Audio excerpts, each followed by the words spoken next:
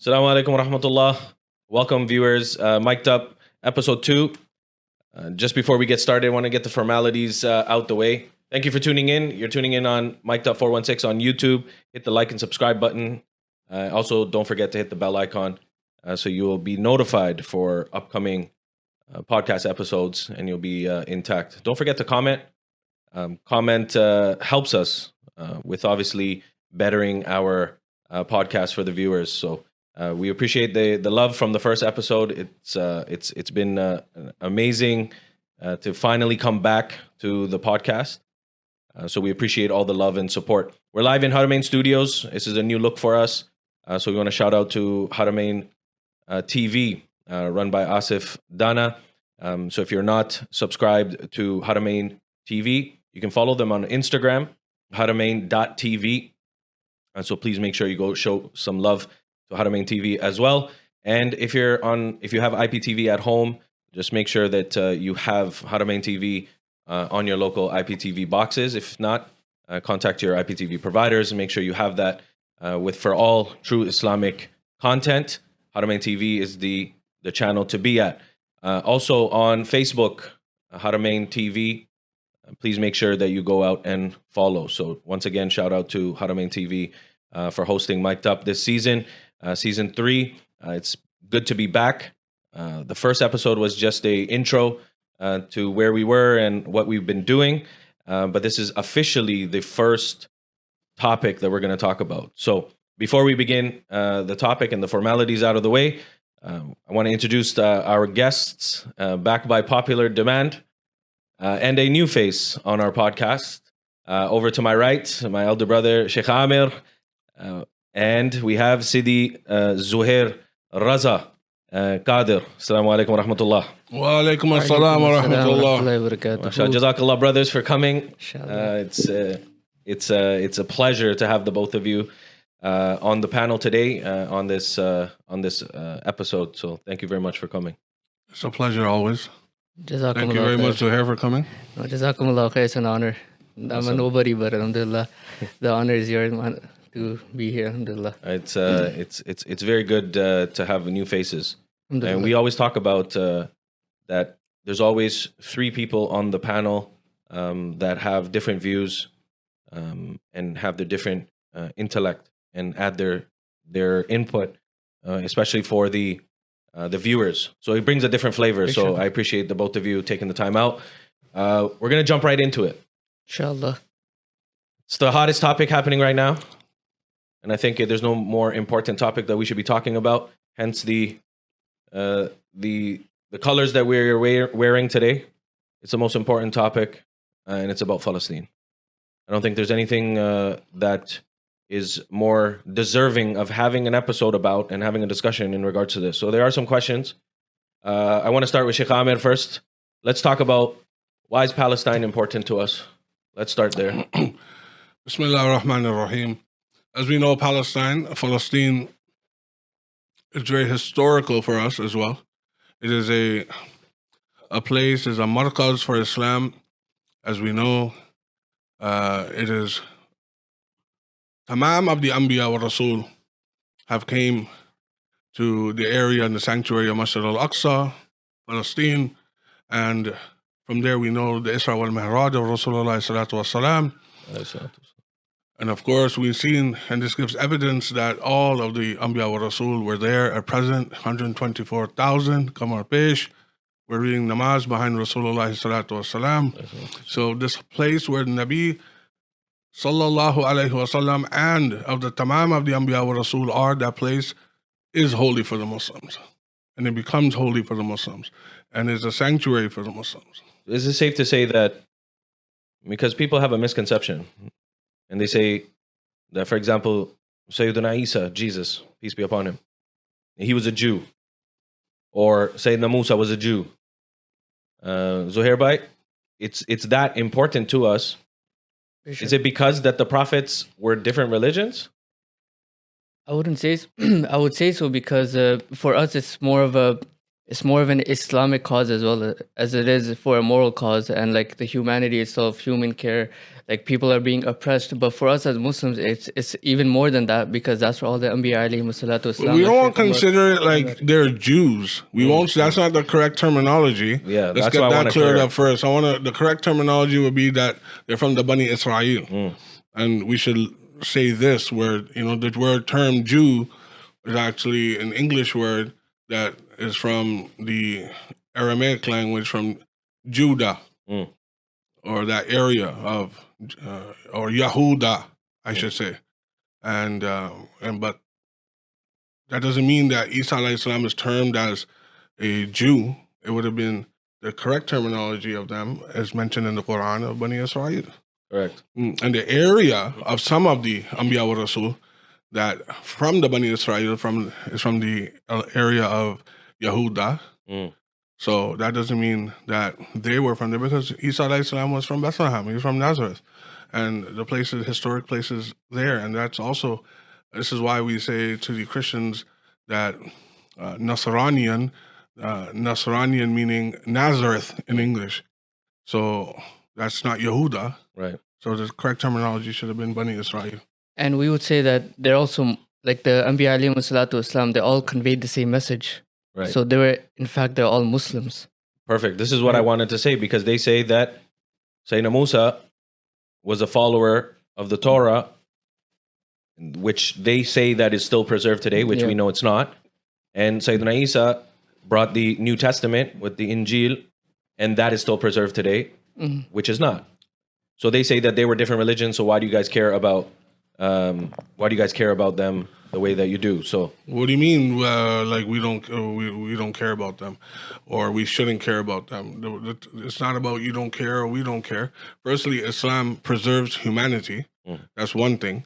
Even if they were, Mazallah, different religions, just as of the indigenous people of this country, right, they're not Muslim, but we are in solidarity with the indigenous people. 100%. Islam is here to promote peace, and Islam promotes tolerance, and we are against zulm and oppression and aggression towards anyone.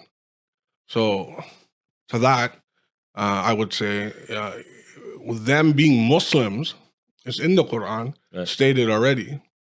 And the call of Ibrahim alayhi salam, it's stated inside the Quran that he was not a Jew and he was not a Christian, but he was a servant of Allah subhanahu wa ta'ala. Right. So I want to, obviously there's a lot been going on in regards to Gaza, especially Gaza. But I want to touch base on that a little bit after. What I want to get to is, why is Palestine important to Muslims?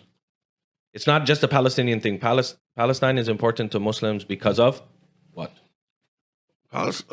Palestine is important to Muslims because, as we answered this already, it's an Islamic right. Firstly, because it was where the first Qibla was for the Muslims. That's very important for us. And secondly, we also preserve the Qibla. And right now, the Qibla of the Muslims, say the Kaaba, which is now the holy sanctuary for the Muslims, but we don't forget about the first Qibla. We don't forget about the people of Palestine, right? And we don't care. We're going to not stop caring about Islamic historical places and sanctuary. Just what Muslims do. We preserve our historical places, and not even this, humanitarian is being destroyed here. Right. It doesn't matter of which religion that you are. The Palestinians, khusus the Muslims, and the Christians, and if there's other religions in Palestine, there's a genocide that is occurring, and the world is silent. This is why we care. Right. So I want to get into the genocide in a second. For the people who don't know, because a lot of people, this topic is going to go out viral because we're talking about Palestine. Does the Quran talk about Palestine? Quran speaks about Palestine. It was the hijrat of Hazrat Ibrahim alayhi salam to where? After the battle of Nimrod, it was told to Ibrahim alayhi salam to go to the Holy Lands. To go to the Holy Lands, the hijrat of where? Palestine. Right. And that's where it is. And also many places, Hazrat Isa alayhi salam's holy birth Right. is in Palestine. Right. Hazrat Yaqub alayhi salam is in Palestine. He Right. was born in Palestine. Right. That area again of Yehuda is in Palestine. Right. Right. So Allah even explains those people and calls those people who are disbelieved the term Yehuda. The Yehuda is one, Yahud, and Bani Israel. So Right. it's two differentiation here. Right. Allah is explicitly saying that disbelievers that became Yehudi, and the Bani Israel, which were Muslims. Right. So it's mentioned inside the Quran. Also, obviously, the famous one you just touched on just before this this point was the Al-Isra wal-Miraj, and Masjid al-Aqsa specifically was mentioned.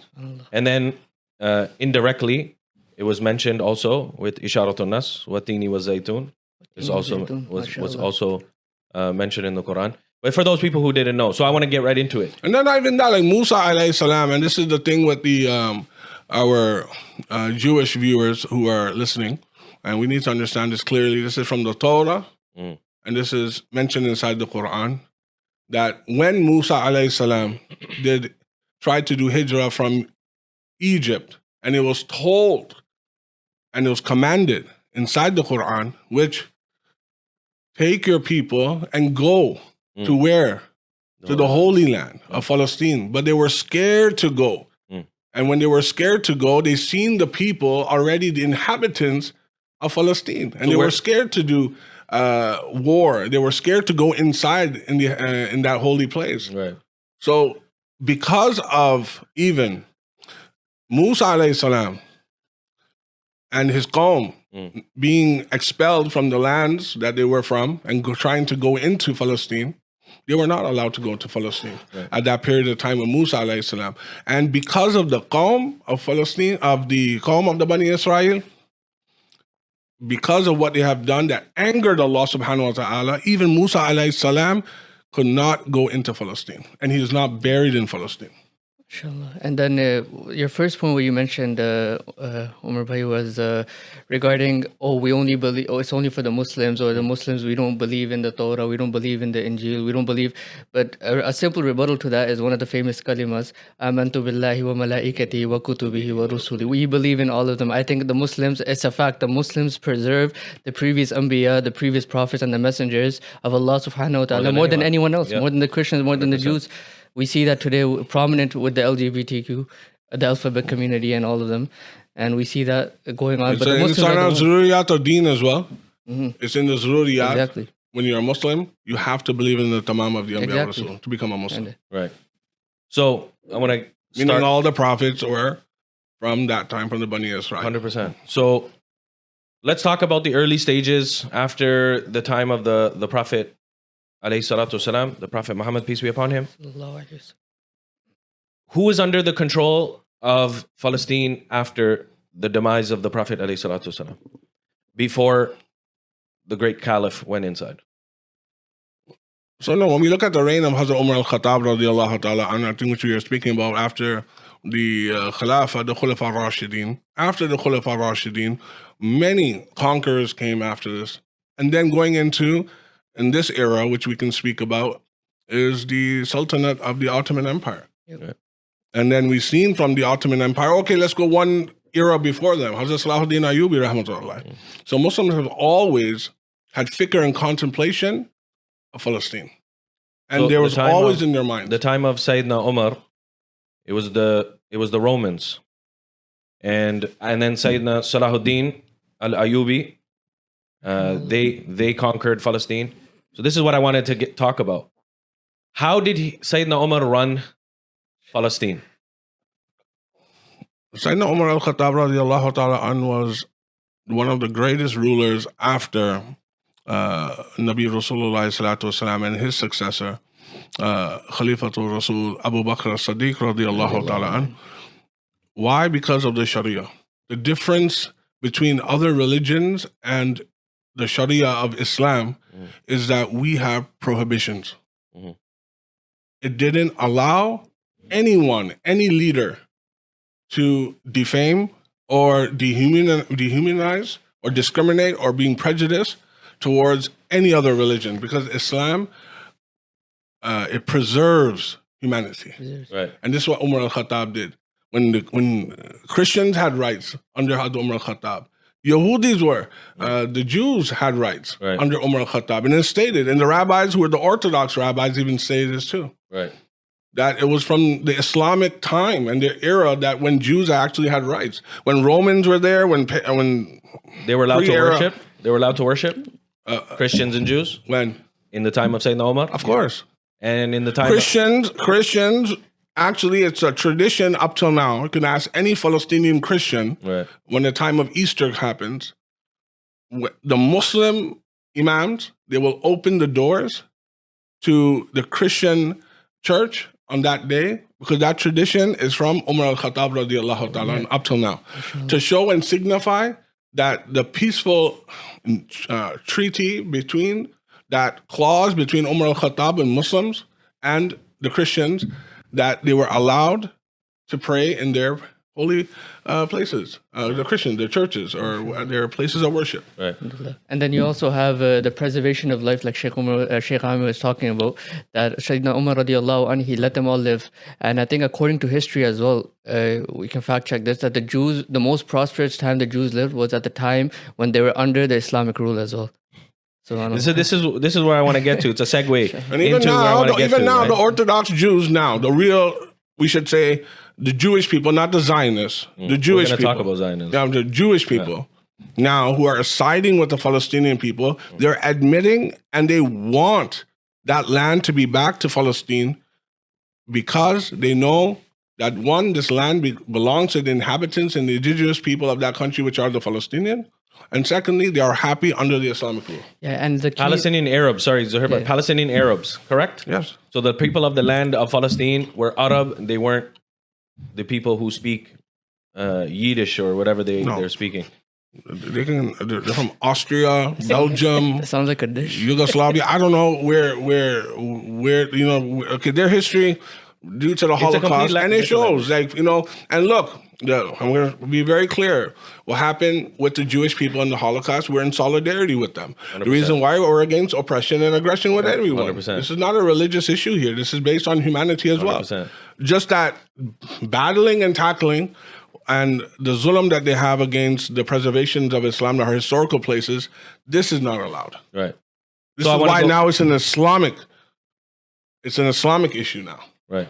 So are we saying that an Islamic rule is better because we're Muslim? Because then we have a bias, right? People can look at us and say, "Oh, you guys are Muslim, so you guys are saying it." So, are we saying it from a bias standpoint or not?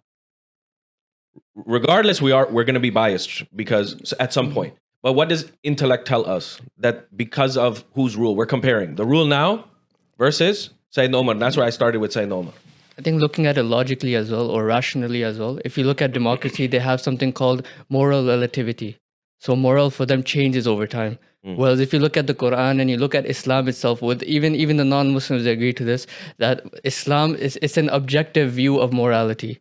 So no matter what time passes, Islam will have its morality grounded based upon the Quran, based upon the Sunnah, which doesn't change over time. Same way like how we mentioned Sayyidina Umar radiallahu anhu, in his time when he was there, they gave the keys to him. They went out and gave the keys to him. And when he was coming towards Masjid al-Aqsa, when he's coming towards there, he didn't recognize because he was the one walking, and because of the fairness, mashallah. Yeah.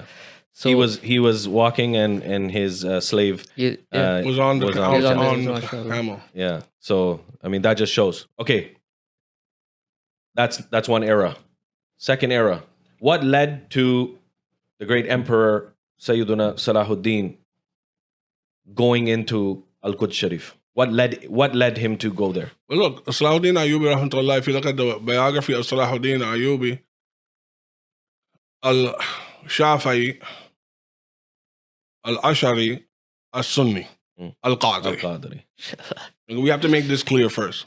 Whenever there was a rule from the Khulafa Rashidin, and after them, whenever Islamic rule occurred, it was from the Ahl Sunnah wal Jama'ah. MashaAllah. Salafis never ruled the world. They never ruled the world. And it's historically. I'm not because, again, that we are from the Ahl Sunnah. It's never occurred. Tell me when. And we can see the kingdom. we can see the kingdom now, how they're acting and behaving. Yeah.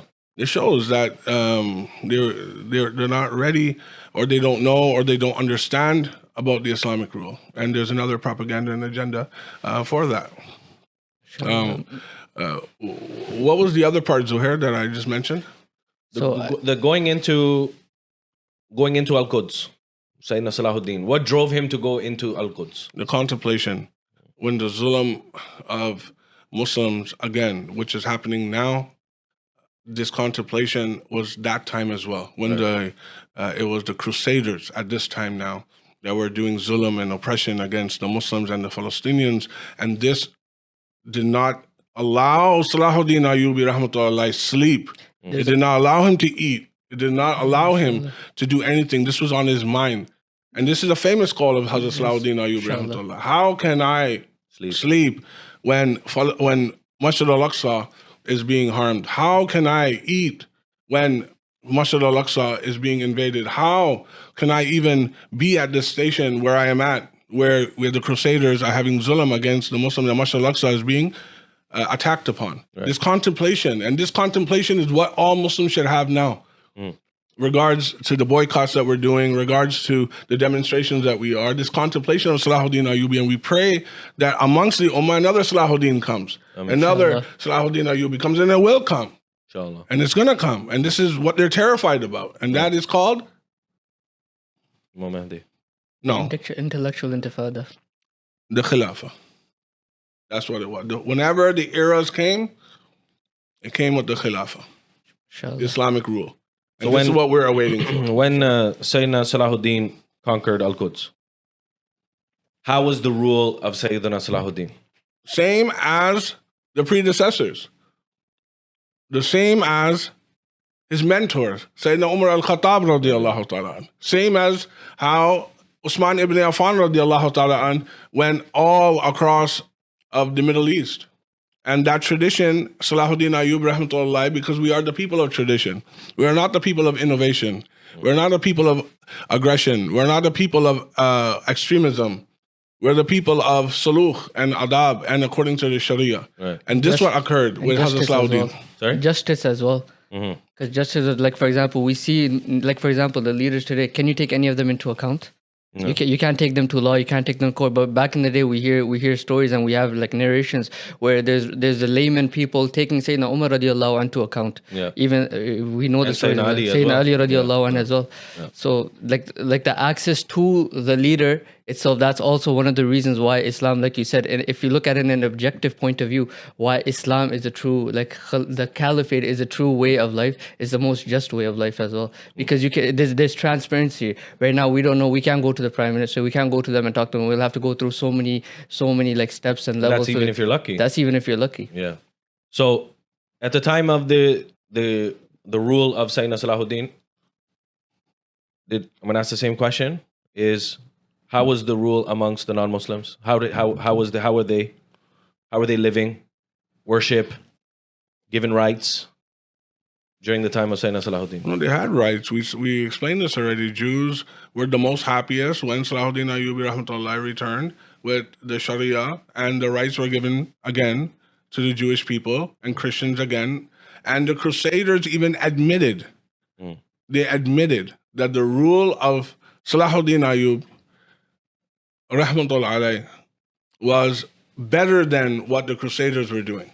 And this is historically. What did the Crusaders do? It's the same thing what they have done all over the world. What they have done to the indigenous people and aboriginals all over when they colonized Australia. Look what they have done. Did the Muslims enslave people in Africa?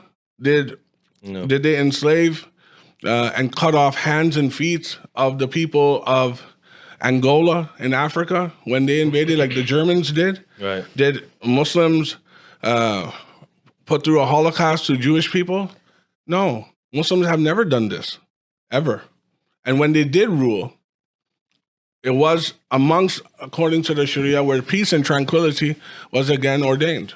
I think it's misinformation, right? When people say, "Oh, the Muslims are going to invade, the Muslims are going to do this, they're going to do that," but they look at it from the point of how like the Westernized they invaded. So we talk about slavery, example, for instance, we look at the slavery that the Westerners did versus the slavery when it was permissible in Islam as well. The slave in Islam, they get the same rights as the one who owns the slave. They get to eat the same food. They have to wear the same clothes. They have to do all of these rights. And then versus the slaves, like Shaykh Aamer was talking about, the slaves that these guys had, like their hands were cut off, they were chained, and they were given next to peanuts for the payment. Right. So I think the comparison itself, I think, is flawed as well, because they don't know like they don't read into the actual Islamic caliphate. They don't read on how Islam judges people. They don't read on how Islam, for example, if you look at Israel, the biggest number is 100-1. And one of the arguments that we can take on this is like they have to kill 100 civilians to get one, they call it Hamas terrorist. Yeah. Right. So in all, they say there is simple math. There's 3,000 Hamas people. So that means 3 million people have to die. They have to die. And in order to get rid of Hamas. Exactly. Right? Not even one Hamas leader has died yet. Not even one. We're gonna get to current affairs in a second. I'm building up to, and I'm sure you can attest to what I'm waiting to see one Hamas leader come out yet. I'm waiting, but then poor children are dying, and our brothers and sisters are being humiliated, and women are on the street. They have no husbands. Yeah, we're gonna get to current affairs. We're gonna get to current affairs, but yet we don't see no Hamas leader pop up yet. Let's talk about now the next rule. The next rule, obviously, is the Sultanate from the Caliphate of the Ottoman Empire. How was their rule? Because history tells us it's almost 400 years of the Caliphate. So how was the rule of them in Al-Quds? No, Omar, this question is going to keep going and going. No, because I'm going to tell you why. I'm going to tell you why. Because there's a false narrative that says that the Arabs of Palestine, wanted out of the Caliphate of the Sultanate of Osmania. They were sold out. They were not. It's just like the propaganda that we have now. Yeah. They built Jordan and they expelled the Palestinians and they gave their leader the Sultanate of Jordan. Right. And British did this. Mm-hmm. They're the one who created nationalism. They're the one who said, okay, you go this country and eliminate, and so we can now invade and make this a homeland for the Jewish people. Mm-hmm. They have created this idea of nationalism. There was no nationalism at the time of the Ottoman Empire. There was one rule, and Muslims had freedom, and not just in Palestine, everywhere. Yeah. You can't rule for 400 years and have oppression. And this is why there was no oppression. No, they went into Serbia the same way. But then look at the revenge, what the Serbians have done to the poor Bosnians. Yeah. And they put them through a genocide. And this is what their religion of Christianity, of extremism Christianity did. Islam never did this once. There was no genocide by Islamic rule? There was never a genocide by Islamic rule. Islam came with no force. In the Quran, it says Islam has no compulsion. Of course, there's no compulsion. There's no force upon anyone. Nabi Rasulullah Sallallahu Alaihi Wasallam never forced anyone. When Fatah Makkah occurred, when the pagans of that time, they said, "Oh Muhammad," and this is the call of Abu Sufyan before he became Muslim, "Oh, what are you going to do to us? What are you going to do to us?" And what was the call of Rasulullah Sallallahu Alaihi Wasallam from Hazrat Yusuf Alayhi Salam? When Yusuf Alayhi Salam had his brothers come to him now, he could have revenged them, but he said, "I forgive all my brothers and sisters." Anyone who comes to the house of Abu Sufyan is free. That was just the house of Abu Sufyan, all of the pagans. And everybody came This is how Islam was embraced. This is peace, this is love, this is engagement. This is what Islam does. Right. And they've seen the love of our master Rasulullah Sallallahu Alaihi Wasallam. It was because of his mercy. Let's get it. Sorry, go ahead. No, mashallah, how you're going down the historical, like, for there's a reason I'm going that way. Omar radiallahu, and then we had Nuruddin Azangi rahimahullah. Now we have the Ottoman Empire. Now, even in this, if you see a similarity in all of them, what is it? They all do. How are they judging? How are they ruling? The answer to that is very clear as well. That's what I wanted to give to the people who are listening.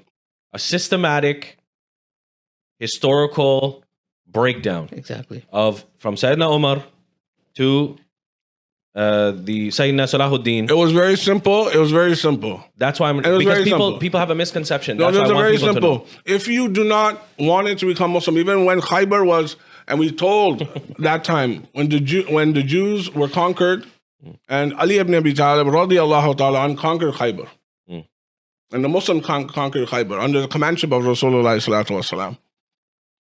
If you did not want to become Muslim to the Jewish people, what was ordained to them? What did they have to do? If you did not want to become Muslim, what does the Sharia say? To give what? Jizya. And you are free to do this. And you give jizya and you are in peace. So is This this is tax. Is this tax a bad thing? Because they throw that at us. Oh, you just want to rule over, so we have to pay your jizya. So another to add on to that, is jizya more than zakat or less than zakat? Less. It's less than zakat. And is it more or less than the taxes imposed on it in democratic country? Less. So what's the problem? That's We what- pay more in Canada than the jizya. But people use that. People use that. They say, oh, you just want to rule over us because you just want our jizya. You want to charge us jizya. And it's a 2.5% is our zakat. Yeah. And jizya is less than It's that. less than that. By the Sharia. And what if you can't give it? Nothing. Nothing. You don't get you're jailed. Okay. You're You don't okay. get jailed. You don't get punished. This is the rahmat of the Quran. This is the rahmat of Rasulullah sallallahu alaihi wasallam, and this is taught by Allah subhanahu wa ta'ala. Islam is the best of religion. And even if they were to, let's just say, even if they were to pay the jizya, pay the zakat, pay all of that all of that money, 100% transparency goes back to the people. Of course. It's a country that's how they make their revenue. Sayyidina Omar mastered this And philosophy. Baitul Mal used to be empty by the end of the year. Yeah. And they used to pray sadaqah, they used to pray nifl, that alhamdulillah we're empty. Over here we have the governments, we have like these rulers, they have money. We're always in debt. They're happy. They're in debt 3.32 trillion something. Yeah, we're in debt. The Canada's in Ottoman debt. Empire used to put bags of sadaqah and zakat onto the trees. Subhanallah. During travel for on the the time travelers. of that time, because there was no poverty, and there was no one taking the sadaqat and zakat. There was no one able. Everyone was fulfilled. Everyone had. And the famous call of Sayyidina Omar radiallahu anh, that even if there's a goat that's stranded in the mountains, Umar has to make Answer to it. Yeah. Subhanallah. And Sayyidina Omar's Dori Khilafah, everybody was paying zakat, including the jizya tax by the Jews. Another question: did they want to be voted? Did they want to rule? No. Because it's a burden. Appointed. It's appointed. They're always appointed. Yeah. Subhanallah. Okay, And there so was no cats and dogs on lonely on the street of Sayyidina Umar al-Khattab radiallahu ta'ala an's reign as well.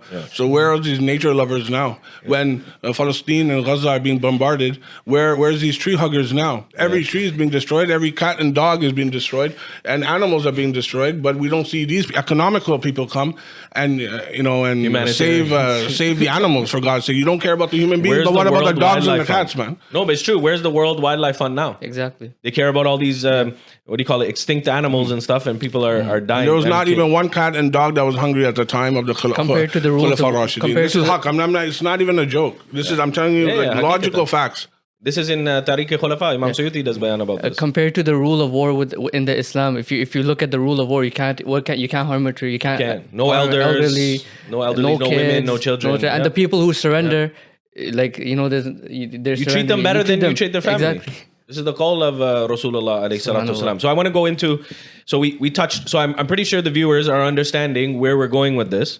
So you understand systematically that without, I think it's ijma, unanimously decided and agreed upon that a Muslim rule is much greater than a non-Muslim rule when it comes to Palestine.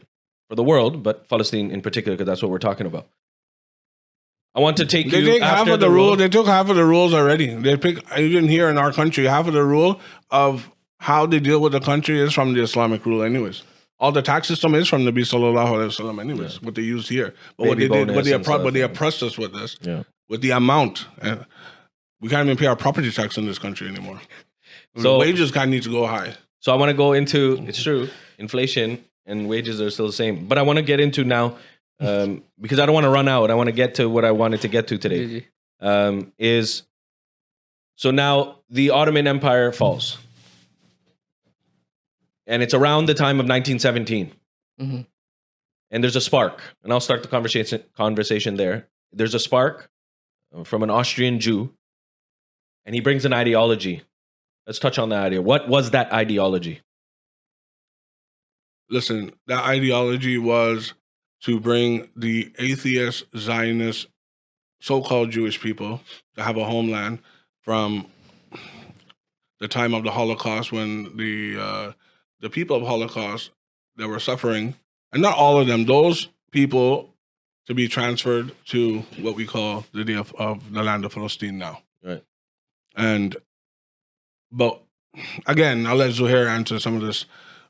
Some of it went wrong because they brought the ideology of Zionism. They brought immigration to Palestine, and Muslims are taking in these people welcomingly, because this is what Muslims do. This is what Arabs do. Exactly. This is what Islam teaches you.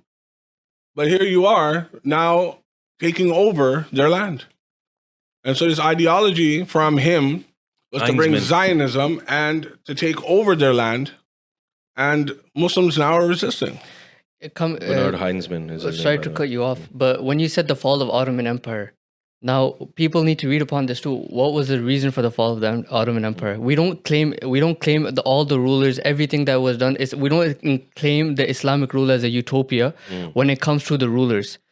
Now, when you come down to every reign has a start. It goes up, it comes down as well. Yeah. So the reason for that downfall as well was why? Because they left the Quran and the Sunnah as well. They left the objective morality and got into like their own desires and liberalism and all those isms.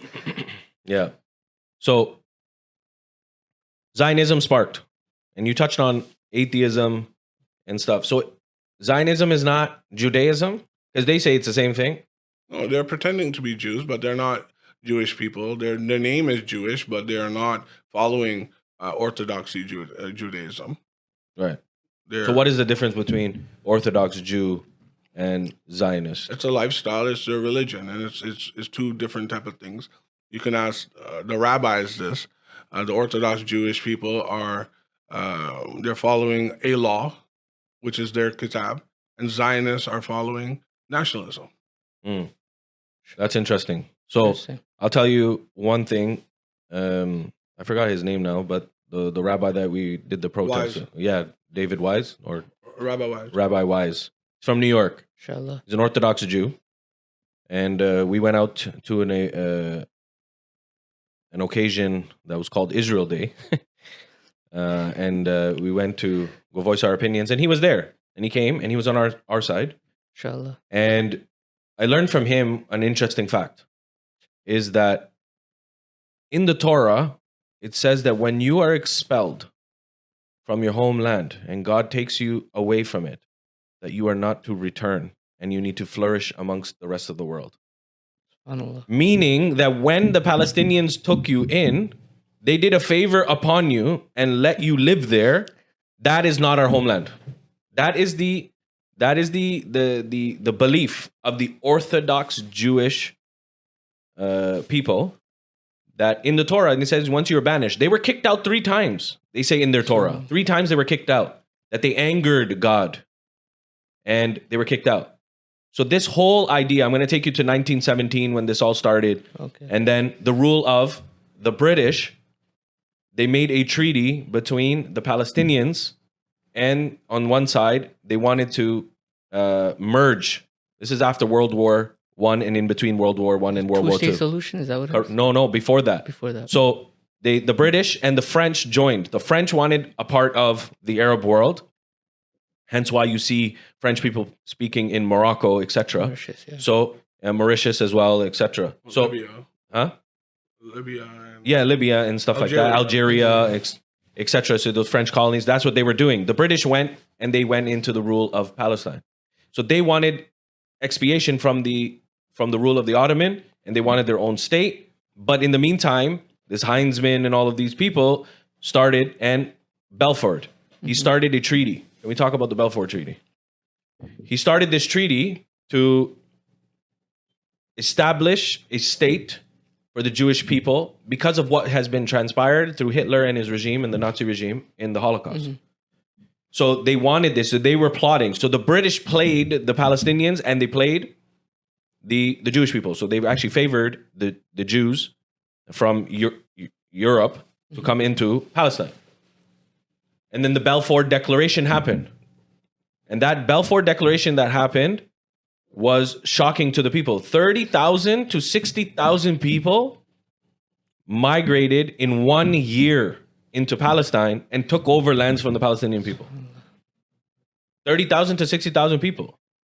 And it was a slow, systematic plot to derail the businesses, to derail the land and vegetation and all of that. People were getting kicked out left, right, and center. That's why we always say this is not happening now.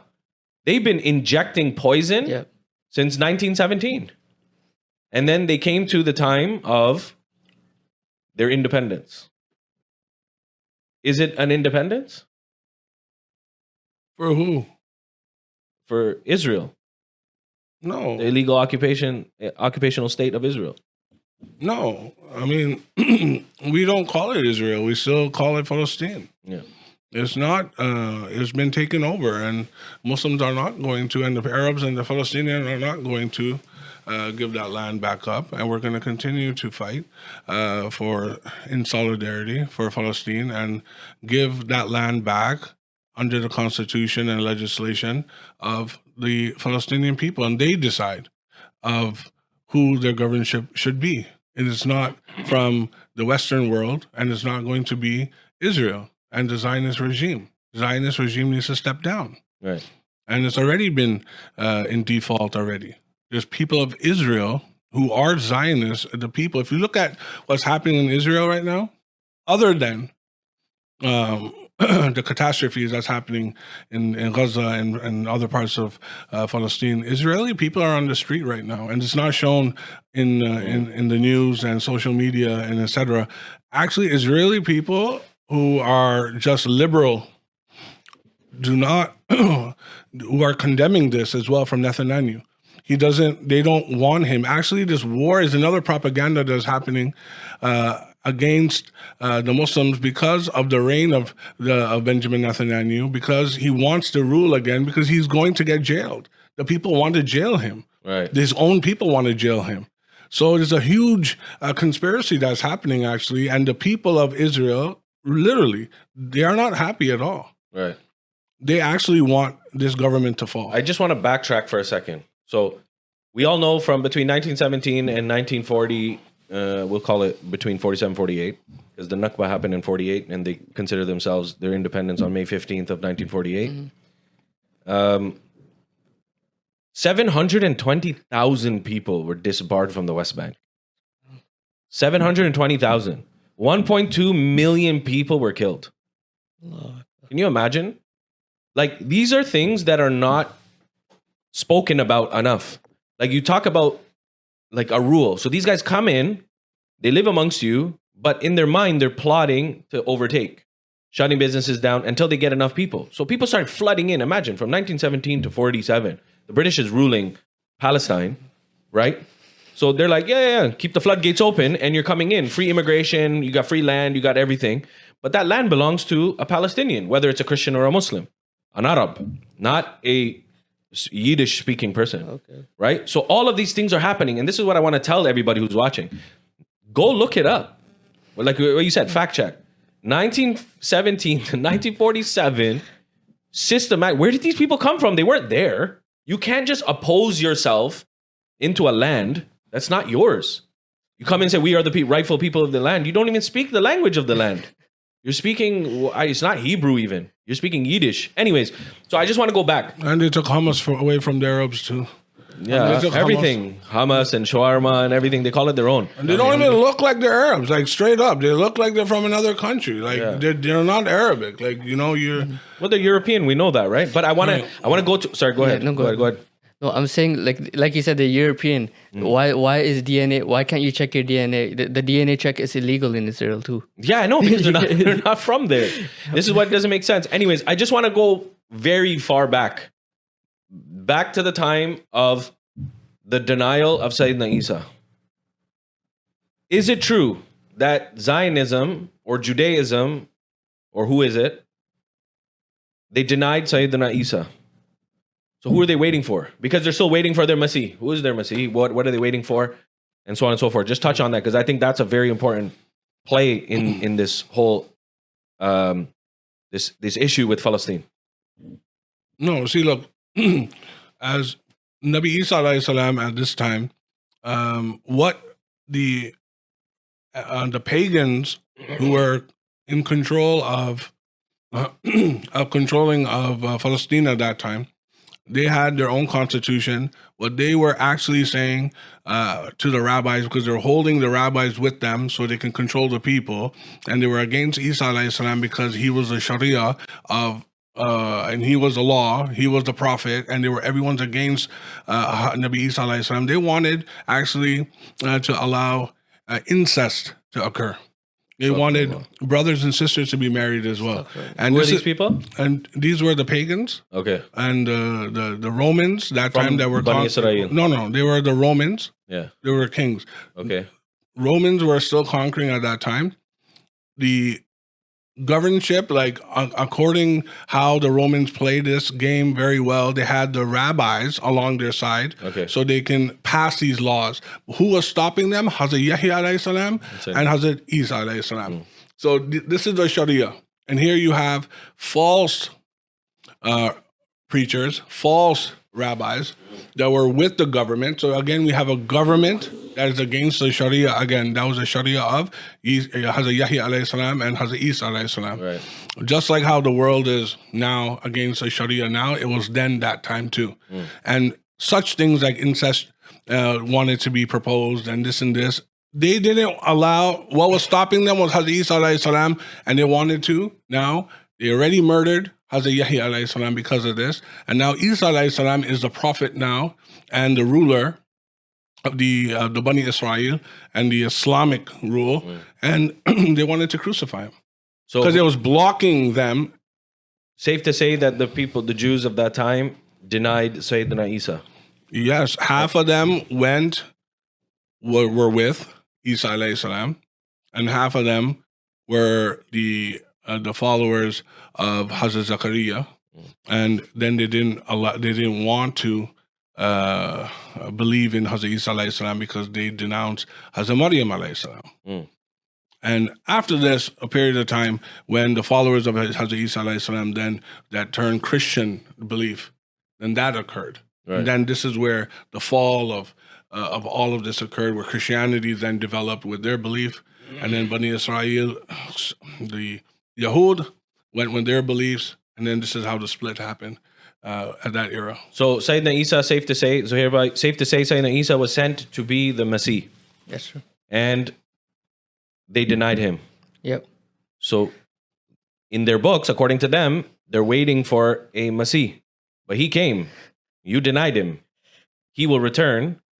In our context, in our belief, Yep. he's going to return, and he wasn't crucified. Yep. وَمَا قَتَلُوهُ وَمَا صَلَبُوهُ. So he wasn't crucified, nor was he killed.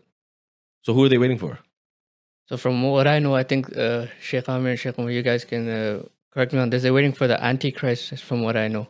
Right, the Dajjal. And this is the Dajjalic era that we're living through right now. Dajjal means what? Deception, deceiving. So we're living in the time of deception. And inshallah, I know you're hosting another... We're going to get into that one. Deception, how shaitan deceives, and how shaitan uses deception as a tool. Right. And this is what we're living through. Even in this information, where we have a lot of data, but we don't know a lot of information. We have data confirming. That's why it says in the Quran, فَإِنْ جَاءَكُمْ فَاسِقٌ بِنَبَإٍ فَتَبَيَّنُوا أَن تُصِيبُوا قَوْمًا بِجَهَالَةٍ. So when a person comes who's known as a fasik, and he comes with you with information, with things, then verify it. And this is our job, to verify it as Muslims. So that's what I think, because what they're doing is deceiving people. Right. No, it's very good, but I just wanted you to just teaser, and that was beautiful. So that I think that is systematically a part of the plan. That's a plan. To keep Israel as the state and take Palestine out of it. And you can see it's systematically just getting wiped out, and that's what they're trying to do, right? And it's a genocide. Now, fast forwarding, present day. This has been happening, the 1948 Nakba, and there was an uprising. And all the Arab countries surrounding obviously gave a voice to the Palestinians at the time and supported, and there was a civil war that broke out. So from that time to now, what have they been doing? There's been a genocide through the Palestinians. So is it safe to say it's a genocide? Of course it is. They're enslaved. There's a partition. They're trying to make a two-state solution. Arabs, when they come into the Jewish area, they need a passport, they need an ID card, they need to go through a specific toll road, etc., etc. Even now, Palestinians who are in abroad, they have a different passport. Right. And they have to go through a different country to come into Palestine. They have to go through Jordan to come into Palestine. And they can't fly into Tel Aviv. No, but Jews from New York can go and buy a house in Tel Aviv. How is this possible? Right. And the Jews that have kids right away, they get a green card right away, or a blue card, whatever it's called, to go straight into Israel. But the Palestinians who are born here, they're denied. Right. And it's, of course, you took their homes, you put them in enslavement, and you destroyed everything. You destroyed their belonging. You took everything from them. So unlawfully. genocide means... What's the definition of genocide? Yeah, genocide is when you target a specific race and you completely remove them systematically from the face of the land. Yeah, exactly. The Israeli government pays the Jews to visit Israel. The what? Sorry. The Israeli government pays the Jews to visit Israel. Right. Not even that, they pay them to go to the boycotts as well. Because no one wants to even get them to the boycotts. And they still don't. They're scared. Right. I mean, they're in need of like people to come into their country. And they put Palestinians as refugees, and Palestinians are flourished all over the world. Right. And up till now, the Palestinians are they're resisting, and they do not want to give up their land. But then you put them in a small town in Gaza and keep bombarding them and killing them as well. Open air prison. It's the biggest open air prison in the world. Exactly. And they say, "Oh well, you wanted Gaza, so we gave it to you." But you can't get into there. You can't get into it. You gotta do your own part in there. Like meaning in terms of work, in terms of harvest, and in terms of everything, trade. You can't do anything. Can't do anything. Right. So I just want to quickly move forward because I want to save some for the next one. Apartheid state. Is it an apartheid state? Of course, it's an apartheid state. They did this to South Africa. They did this to the black people. They did this to South Africa. Who did? What is an apartheid state? Apartheid state is a discriminatory action towards a group of people and distinguishes between one religion or one culture or one race versus the other one. And you're being discriminatory. And you would say racism plays, you call them racist basically, would you? 100%. You systematically take away a racist their land religion. We know and this. their rights. And the their biggest thing is the rights. Palestinian people who were born in Palestine, from Palestine, when this Nakba happened in 1948, we can't even revert into Judaism. You got to be Judaism. Like it's a racist religion. They took away their passport. They took away their passports. They're not allowed. That's why even like we know people. Like for example, Sheikh Walid, his parents are from Palestine, but during the Nakba they went to Jordan, right? So meaning that we know so many people that are Palestinian because their parents or grandparents or great grandparents were from Palestine. And they had to flee to either Egypt or you had to go to Syria or you had to go to Jordan, so on and so forth. And they can't go back into their own country. And they that's an apartheid. Systematically taking away all your rights, overruling. And the British did that in South Africa too. And Nelson Mandela spoke out. Would you call that anti-Semitism? And this is what I want to get to. Are we anti-Semitic? This is the big thing, right? Oh, because the minute we start talking about the illegal occupation of Israel. What does Semitic mean? What does Semitic mean? What is the terminology of Semitic? Abrahamic. Mm-hmm. Discriminatory against the Jews. But we believe in Sayyidina Ibrahim. Are we Semitic or anti-Semitic? We're Semitic. Yeah. The Christians are Semitic too. Yeah. So why do we keep getting labeled anti-Semitic? The minute you speak out, you're anti-Semitic. Yeah, you're anti-Semitic. We're not. We don't, listen, we're not against the ideology of Judaism. We're against Zionism. We're against Zionism. We have nothing to do with Judaism. They are free to worship and do whatever they feel. Christians are to do what they want to do. We are not against any religion. Right. We're against the regime of Zionism. We're against the ideology of Zionism. Right now, real quick, what should we be doing as Muslims, as people, just human beings? What should everybody be doing now? What is your message to the people watching? And what's been going on in Palestine? If you can sum it up, I'm going to go to the both of you. The Islamic point of view, the imams who are living in foreign countries, should be speaking about the solidarity of Palestine. They should be speaking about what is happening in Palestine. They should be educating the people of Palestine. They should be speaking about the zulm and the oppression that the Zionist regime is going through, and they should be educating the kids in their daily Islamic schools.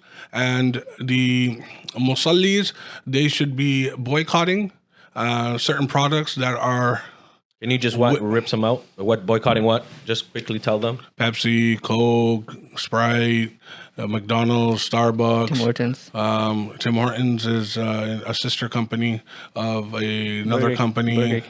Burger King. We don't even eat places. We don't even go here, but we shouldn't be going here.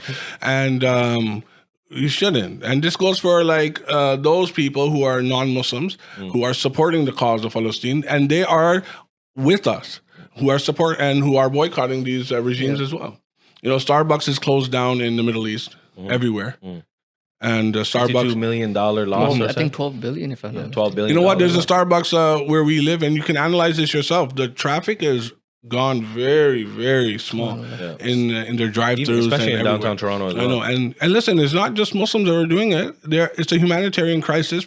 Other non-Muslims who are doing, who are also supporting the cause. So you touch base on imams that they should be speaking out. What do you say about those people who are TikTok influencers, social media influencers, so on and so forth, who are not speaking about Palestine? Because you know what's one thing is, and it's worth talking about real quick, is that they're saying that the Palestinians of Palestine should not go against the rule and the governorship, which is the Israeli state. So they're doing wrong if you're going against them and hurting them, and you're going against the ruler. And you destroyed 75 years of my life, and you still want us to stay quiet?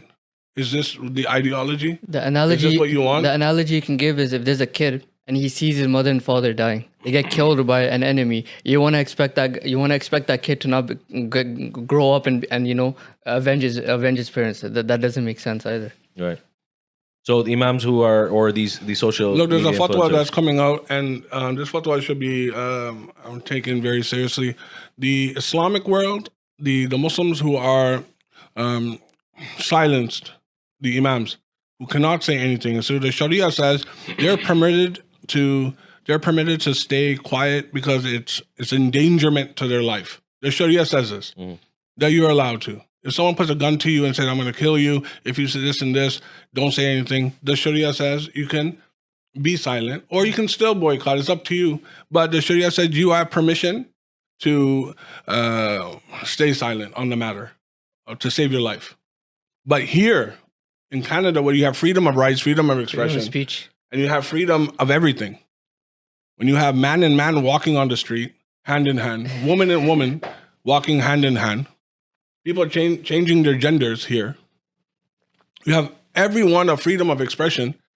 Why aren't we Muslims speaking about what's happening in Palestine? Why aren't we protesting? Right. The imams here, if they are not speaking about Palestine, under their capability, no one is saying to go out and do certain things that are out of your capability, but through your capability, speak. Right. Jummah khutbah should be about Palestine. Right. There should be seminars to speak about the holy sanctuaries of Al-Aqsa, Al-Quds Sharif, and these historical places. Why Aqsa means so much to us? Why does Palestine mean so much to us? These seminars should be educating the youth, because the youth don't know what's happening. These are the responsibilities of the imams. Well, and then if they are still staying quiet, then it is blameworthy, makruh tahrima, for you to listen to them. Very well said. Zuhair bhai, I don't want to end without getting to you and your opinion. Your message to the people who have been listening, who care, who want to do something, what do you tell them? For the people who are listening, and including myself as well, the biggest thing is learn about what's going on right now. We have the social media, we have everything online, And people usually resort to like Mufti Google, Shaykh Google to get their Islamic question, whereas you should be going to a scholar, you should be going to an actual person, you should be referring to books through the scholars themselves. And then same thing for this cause. I think the first thing foremost, I think, is to learn about it. Once you learn about it and then you verify it. And then because the Muslims aren't hiding anything, the Palestinians aren't hiding, everything's in front of you. All you have to do is make an effort and learn. And once you learn, then you'll realize what's truth and what's false. Right. Going back to the same ayah I said, if they come with you with information, then you verify. You learn about it, you verify it, and then after that, it'll come to you naturally, inshallah. But that's my message, inshallah, to learn. Just before we end, because there's still a lot more to talk about, and so I'm going to ask you guys to come back because I think we definitely should do a number 2, or part 2. But one thing I want to say is adding to exactly what you guys have been saying, and I just want to put in my 2 cents real quick. I said the people of the masjid, the imams and the board members and the committees and so on and so forth, we need to stop letting our MPs and politicians and so on, counselors and so on and so forth, into the masjid and coming in and trying to get their votes. That's all. Right? They're not doing anything. There's only one MP that I know that from here is Ikra Khalid, who spoke out in the parliament. But nobody else is doing anything. But when they want their votes and they want anything done, so on and so forth, they come into our masajids. And so I just want to touch base on that too, is that go to your local MP, put some pressure on them, demand a complete ceasefire. We don't want 4 days of ceasefire, because what happens on the 5th? 8 days of no bombing, and then what happens on the day number 9? They just went right back to it. So we want and demand a complete ceasefire, and this needs to stop. And I think UN needs to do their part, because they're not united at all. Jazakallah, brothers. Thank you very much for this episode. I think the episode is very, very well. I think will be very well received. And I think you guys have done a fantastic job. So Jazakallah for both of you for coming. Thank you very much, Zuhair, for coming. And I think it was good. I think we should be doing a part 2. So if you have the time, maybe you can enlighten us again, inshallah. So, but I want you guys to come back, even other episodes and such. So, Jazakallah for the viewers for watching. This was episode 2 about Palestine, and we only saw fit that we talk about the thing that's bothering all Muslims the most right now, and that is obviously what is happening in Palestine. So, alhamdulillah, please make sure, just before we conclude, please make sure that you are subscribed to Mic'd Up 416 on YouTube. You can see us on Instagram as well. Like, comment, share, hit the bell icon. Send. This is also information, kind of like what Zuhair Bhai was saying, is pass out this message, right? And it's important to gain knowledge, and so give this message out to everybody else. Share it with your friends and family. Make sure they listen. Hit the comment as well. Tell us how we're doing. Tell us what you want to hear. Tell us what you want to talk about. We got a lot in the comment box to bring Shaykh Aamer back.